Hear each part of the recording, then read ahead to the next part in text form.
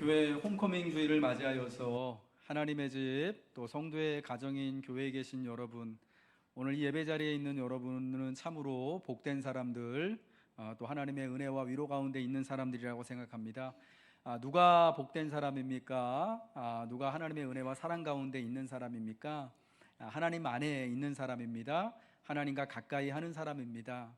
또 하나님이 정하신 하나님의 복된 장소에 있는 사람, 바로 그 자리에 있는 사람이 복 있는 사람, 그 사람에게 하나님의 사랑이 있는 줄로 믿습니다. 여러분, 오늘 홈커밍 주일을 우리가 함께 하나님 앞에 보내면서 여러분이 생각하시는 하나님은 어떤 분이신지 먼저 질문을 드리고 싶습니다.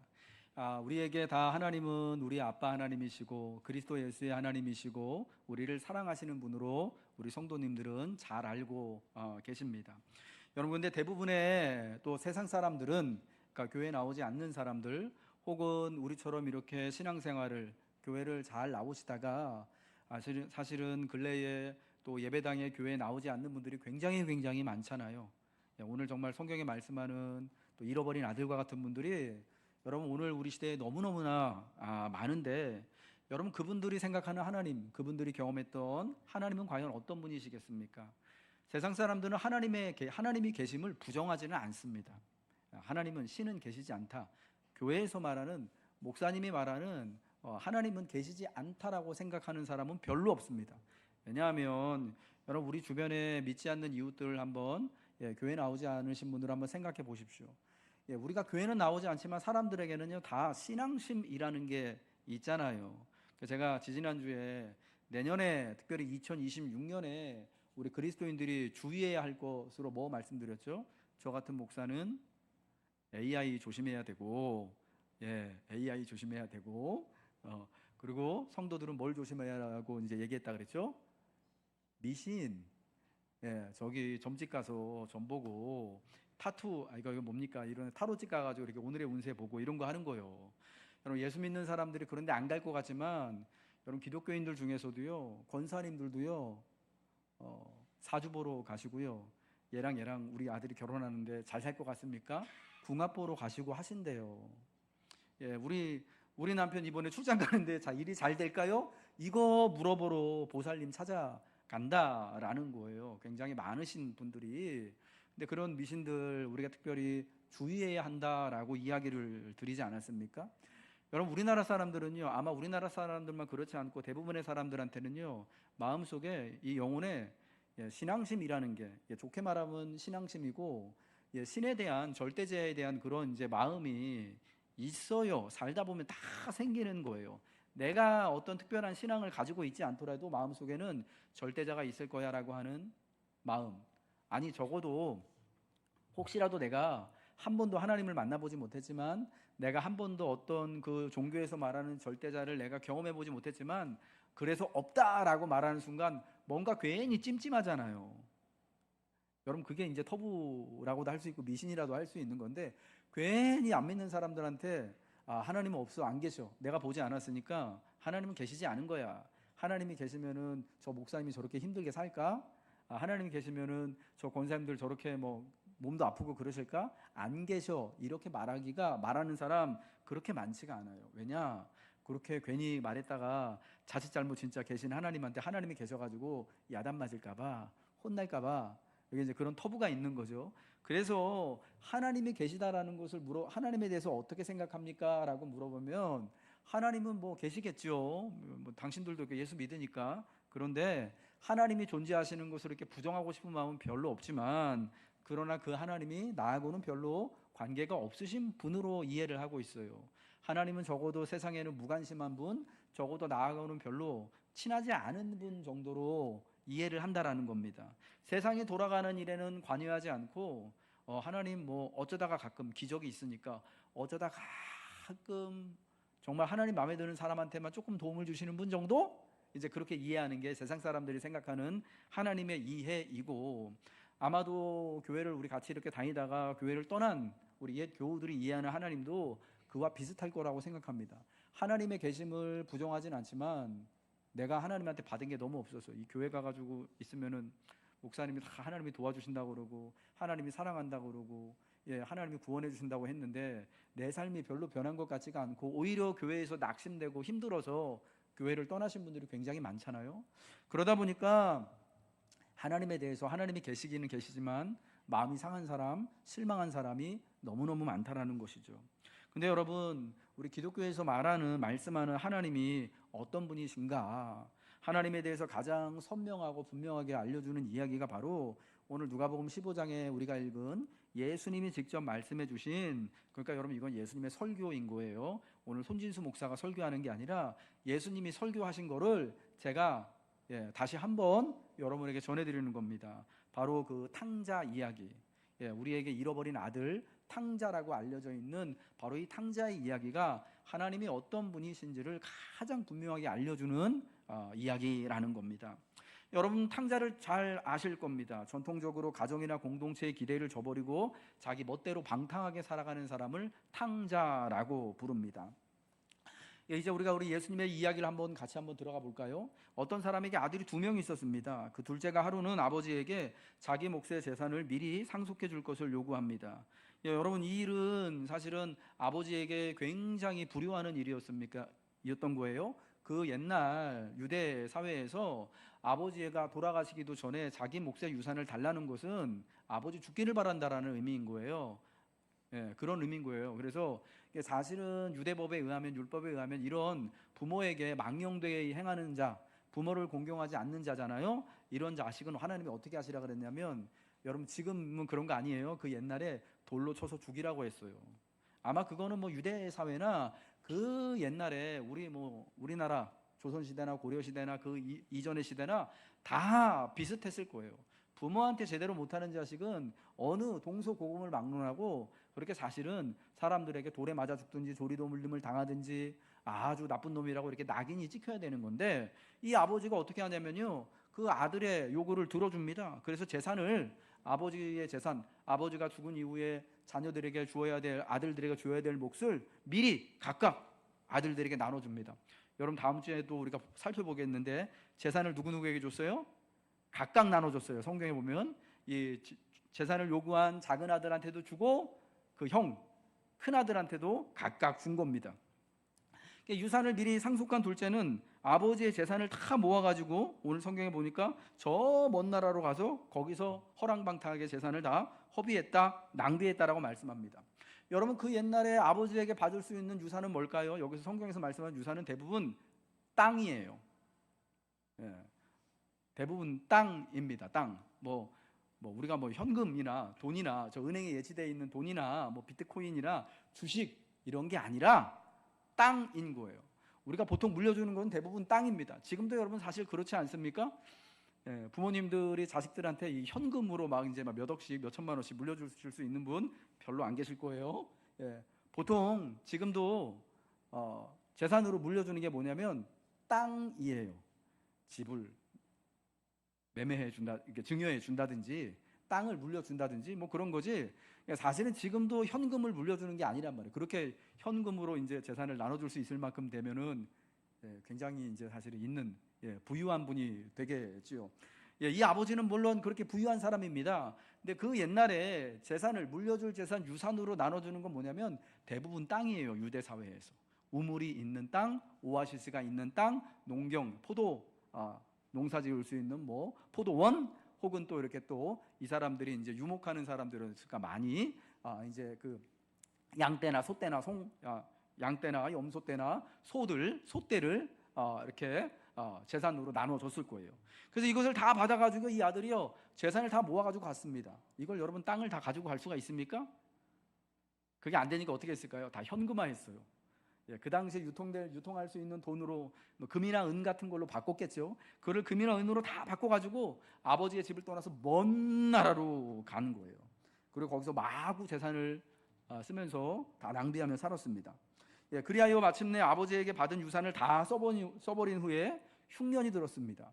경제적인 큰 위기를 맞이하게 되어서 그가 매우 궁핍한 처지가 되었습니다. 그래서 그 나라 백성 중 한 사람에게 붙여 사는 처지가 되었는데, 여러분 그 사람이 그를 들로 보내서 돼지 치는 일을 시켰다고 합니다. 여러분 돼지 치는 일은 유대인들에게 절대 해서는 안 될 가장 불결하고 부정한 일이었던 거예요. 왜냐하면 돼지가 부정한 짐승이었기 때문에. 그러니까 그가 돼지치는 일을 했다라는 것은 그 사회에서 가장 밑바닥이 됐다라는 거예요. 누구도 하기 싫어하는 일을 하게 됐다라는 건데, 그런데 이 일을 하면서도 어떤 상황이 됐냐? 배가 고파가지고 돼지가 먹는 쥐염 열매를 먹고자 해도 누구도 그에게 그것을 주는 사람이 없는, 그러니까 일은 일대로 하는데, 그 험한 일을 하는데 임금을, 품삯을 제대로 못 받는 지경까지 이르게 된 거예요. 그러니까 되지만도 못한 처지가 사실은 되고 만 거예요. 이러한 형편이 되자 이 둘째 작은 아들은 비로소 스스로 뉘우치게 되는 겁니다. 내 아버지에게는 양식이 풍족한 품꾼이 얼마나 많은가, 나는 여기서 줄여 죽는구나. 염치가 없지만 아들은 아버지에게로 집으로 돌아갈 것을 결정하고 아버지에게 돌아갑니다. 아버지를 볼 낯이 사실은 없어요. 사실은 그래서 아들이 아니라 나를 품꾼의 하나로, 여기 여러분 보세요, 품꾼의 하나로, 일꾼으로 써달라는 거거든요. 아버지 집의 종도 아니고 품꾼으로 써달라는 거예요. 여러분, 이 당시에 품꾼보다 종이 훨씬 형편이 좋아요. 그 집의 종이면 그 주인이요, 먹고 사는 거 다 해결해 주고요, 장가까지 보내주고요, 가정까지 이루게 해주고, 여러분이 생각하는 그런 뭐 흑인 노예들 이런 생각이 아니라, 그런 게 아니라 이때의 종은요, 가족이에요, 가족. 그러니까 종 취급도 해달라지 말고 하루 일당 받는 일일 노동자 시켜달라는 겁니다. 그러니까 더 쉽게 요즘 우리식으로 한다면, 나 하나님 아버지 집에 가서 아버지 일꾼 중에 정규직도 아니고 나는 비정규직, 하루 동안 계약하고 일당 받는, 그래서 내일 다음날 마음 내키면 잘라도 되는 여러분 그런 일꾼 시켜주세요 라는 마음을 먹고 집에 간 거예요. 멀리 다시 이제 먼 집을 향해 떠나간 겁니다.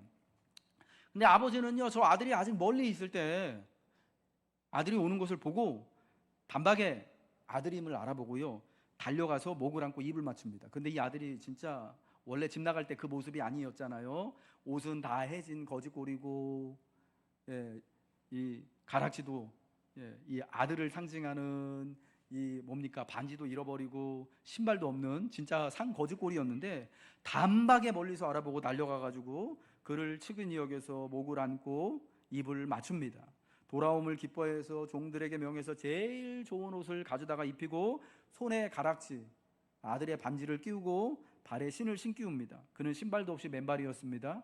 신이 없다라는 것은 이 사람의 신분이 없어졌다라는 것을 의미하는 거예요. 근데 그에게 다시 신발을 신겨줬다라는 것은 이 사람의 신분이 이제 다시금 회복됐다라는 놀라운 상징인 거예요. 그리고 살찐 송아지를 잡아서 온 집안의 식구들과 함께 잔치를 벌입니다. 아들이 죽었다가, 아버지가 볼 때는 이 아들이 죽었다가 다시 살아났기 때문이에요. 잃어버린 아들을 지금 도로 찾았기 때문에 너무 기뻐서 아버지는 잔치를 벌이게 되었던 겁니다. 이 예수님이 말씀하시는 이 탕자의 이야기, 탕자의 아버지의 이야기는 하나님의 이야기이고요, 바로 우리의 이야기입니다. 하나님이 그분의 형상대로 지으신 하나님의 자녀로 지음받은 사람이 하나님을 떠나서 자기 멋대로 살아가고자 합니다. 그러나 하나님을 떠나 사는 삶은 인간에게 행복하지가 않아요. 잠시 즐거울 수 있지만 곧 지옥 같은 현실을 대개 마주할 수밖에 없는 것입니다. 탕자가 아버지를 떠나 마주한 차가운 현실은 곧 우리의 현실인 것이죠. 하나님은 하나님을 부인하고 하나님을 떠나 하나님 없이 살아가는 인간일지라도 지금도 하나님 아버지께로 돌아올 날을 이 탕자의 아버지의 이야기를 통하여서 우리에게 보여주시는 겁니다. 그리고 탕자와 같은 이들이 돌아옴을 기뻐하며 아들의 지위를 회복시키시고 천국의 잔치를 마련해 주시는 거예요. 그 못된 아들을 위해서, 집 나갔다가 그러나 지금 돌아오는 그 아들을 위해서 다시 한번 하나님 아버지가 집이 되어 주시는, 집을 잃어버린 사람, 가정을 잃어버린 사람에게 하나님이 따뜻한 가정을 다시금 제공해 주시는 이야기인 거예요. 여러분, 이 이야기에서 탕자는 어쩌다가 이렇게 천한 신분, 어쩌다 이렇게 망하게 됐습니까? 어쩌다 이렇게 완전히 망가진 삶이 되었을까요? 그는 원래 자기 아버지 집의 귀한 아들이었습니다. 아버지의 상속자였어요. 존귀한 사람, 가장 귀한 사람이었지만 이제는 아무도 돌보지 않는 사람, 세상에서 가장 천한 사람이 되었습니다. 누구나 막 하는 사람, 돼지 쥐염 열매를 먹고 싶어도, 여러분 이 사람은 사실은 돼지치는 일을 하는 사람이기 때문에 쥐염 열매를 먹는, 그 정도 먹는 거는 당연하고, 사실은 그보다 더 좋은 것을 마땅히 받아야만 되는 여러분 그런 사람인 거예요. 자기 일을 하니까. 그런데 얼마나 사람들이 그를 천하게 보면은 임금도 품삯도 쳐주지 않지만 돼지가 먹는 쥐염렬배도 주지 않냐고요. 인간 취급을 못 받는 그런 상황이 되었던 거예요. 이유가 뭡니까? 아버지가 물려받은 재산을 다 잃어버렸기 때문입니까? 그 많던 재산을 다 탕진했기 때문입니까? 그래서 어쩔 수 없이 그 나라 백성 중 한 사람에게 붙어가지고 그 사람의 돼지를 치는 일을 하기 때문입니까? 여러분 그가 그렇게 된 근본 이유는요, 재산을 다 잃어버려서가 아니에요. 재산을 다 지 입으로 털어먹어서가 아니라 근본적으로 그가 그렇게 망하게 된 이유는 아버지를 떠났기 때문입니다. 집을 떠나 와서 저기 먼 나라에 가 있기 때문이다라는 거예요. 세상에서 가장 안전한 곳, 자신이 가장 안전하고 존귀하고 행복하게 지낼 수 있는 아버지 집을 나왔기 때문에 지금 탕자가 그 꼴이 되었다라는 거예요. 이 탕자는 자신의 몫의 재산을 미리 받을 수 있다면 어디서 살든지 관계없이 잘 살 수 있다고 생각했을 거예요.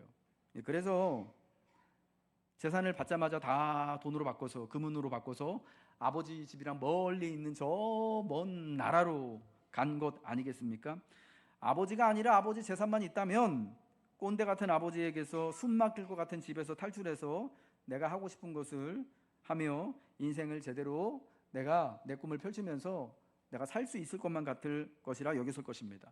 그리고 아마 먼 나라에 가서 그가 가지고 있는 돈으로 이렇게 막 성공해서 나중에 집에 금이 환영하는 그런 꿈을 꿨을지도 모를 것 같습니다. 여러분, 우리 탕자의 이야기에서 탕자가 아버지 거를 다 유산 받은 거 가져가서 먼 나라 가서 다 허랑방탕하게 다 소비했잖아요.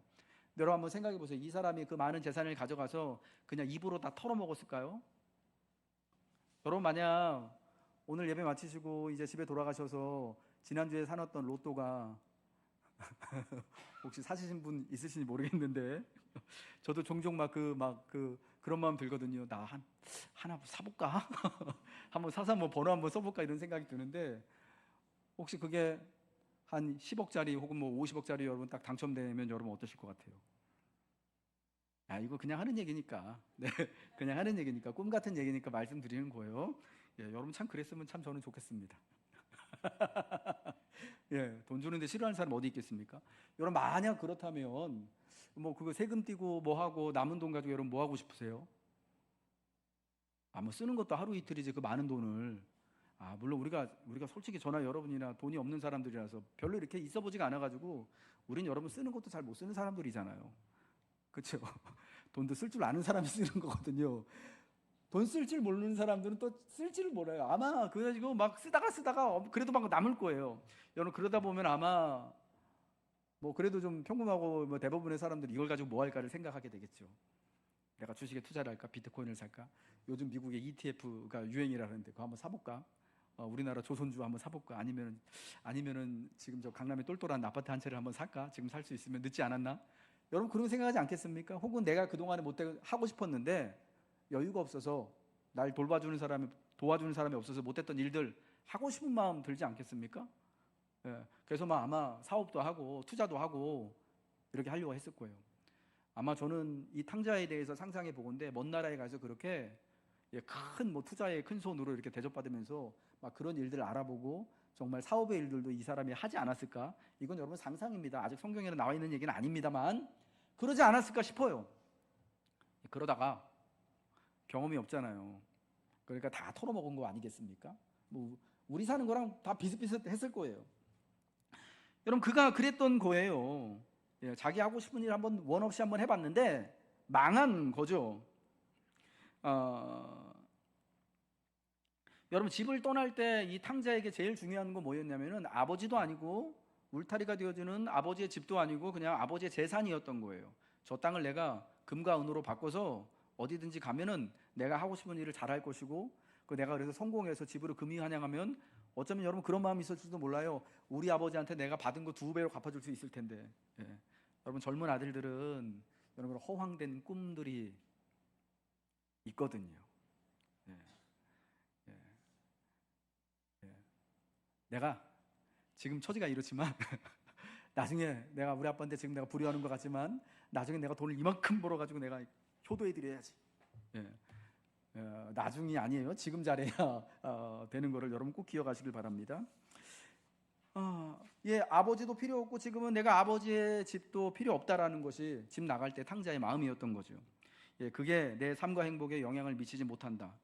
지금은 내가 오히려 행복해지고 나중에 우리 아버지도 행복하게 내가 잘 섬기려면은 지금은 내가 이렇게 돈 받아가지고 나가야 돼.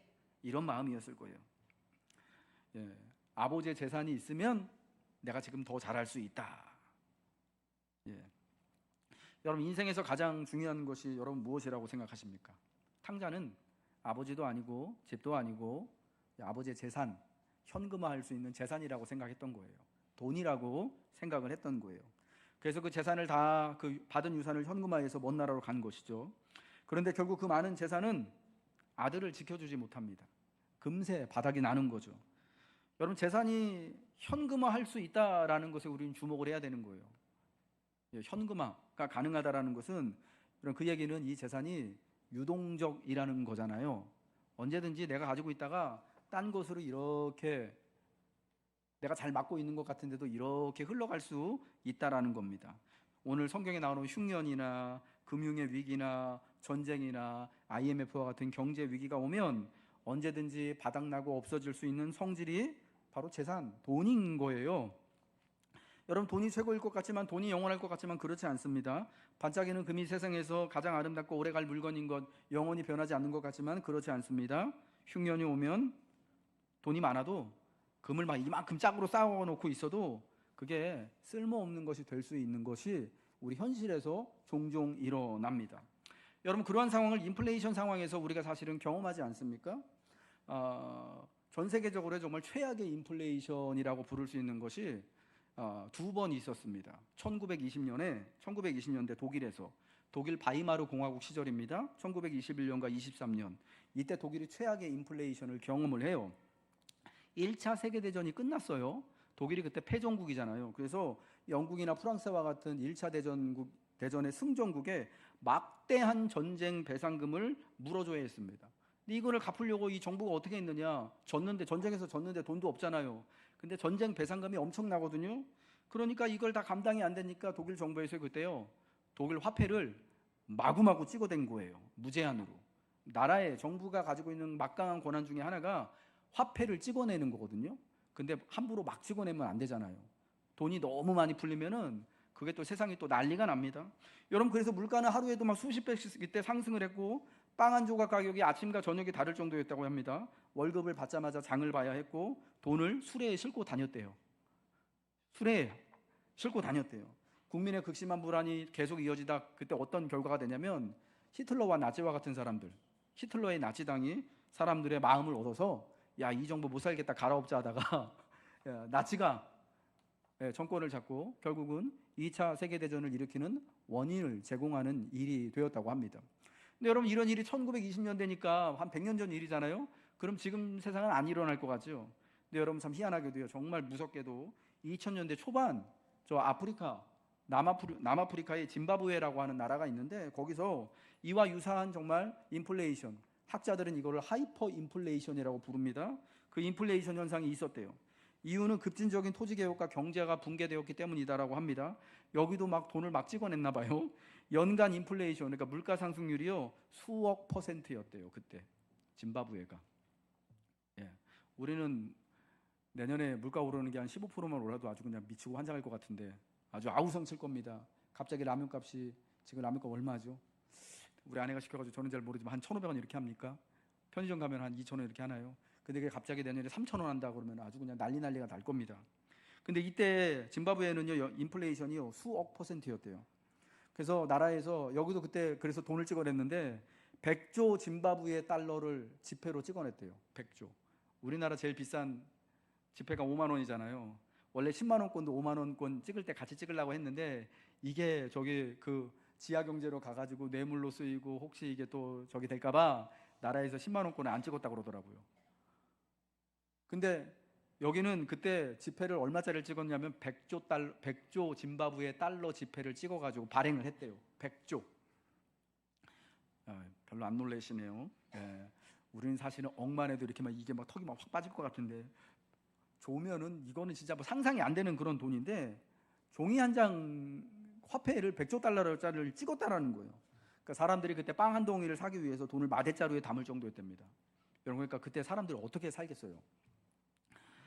예, 제가 이 이야기를 들은 이유는요, 우리가 그렇게 정말 애지중지하는 돈이요 재산이 진짜 하루아침에 휴지 조각이 될 수도 있는 상황이 올 수도 있다라는 겁니다. 물론 우리가 그러한 상황이 되지 않도록 또 우리 경제를 또 일궈나가는 주체로서 우리가 더 성실하게 살아가고 수고하고, 그리고 나라의 경제와 시스템 이런 것들을 위해서 또 잘 우리가 감시도 해야 되고, 특별히 무엇보다도 우리는 기도해야 할 줄로 믿습니다. 여러분, 아무튼 탕자는 돼지보다도 더 못한 처지가 됐어요. 왜 그렇습니까? 이 질문에 대한 대답은 분명해요. 재산을 다 그냥 허랑방탕하게 써버렸기 때문이 아니에요.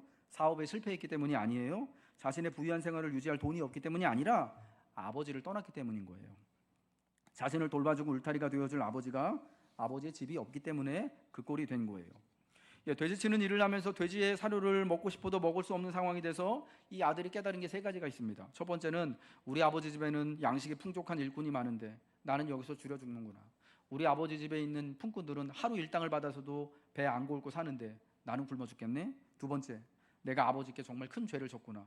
배가 고라 보니까 자기가 얼마나 잘못했는지를 깨달은 거예요. 그리고 세 번째, 그럼 아버지한테 가자. 내가 아버지 밑에서 품꾼으로라도 내가 종 시켜달라고도 못하겠다. 아들 이것도 못하겠다. 그냥 나는 품꾼으로 살자라고 간 거예요.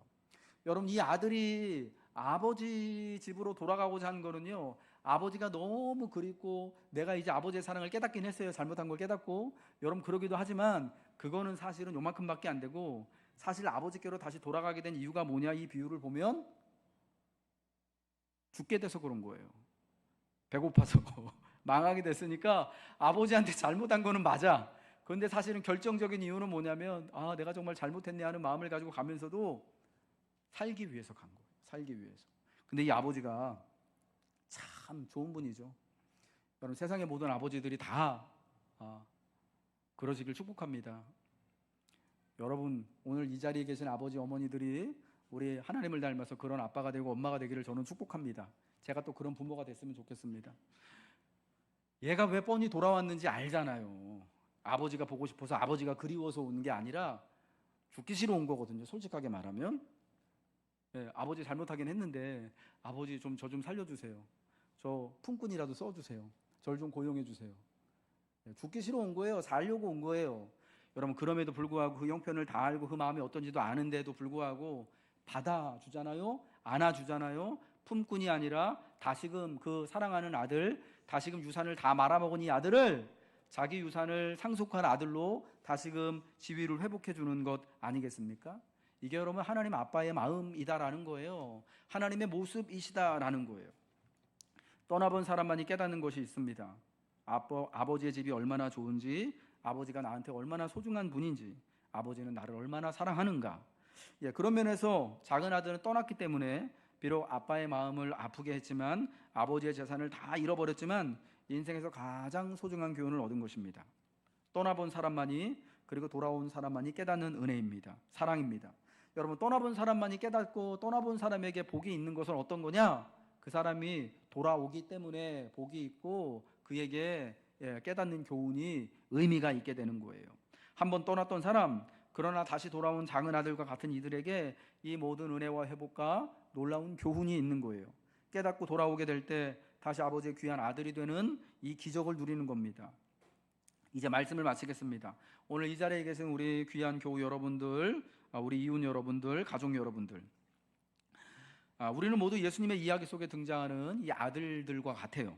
혼자만의 수고로는 세상살이가 만만치 않죠. 누구도 어디에도 도움을 받을 수 있는 것이 없는 것 같고, 힘든 이 삶에서 내가 정말 내일을 생각할 수 없는 형편인지도 모르겠어요. 우리의 이 안타까운 형편을 아는 것이 중요합니다.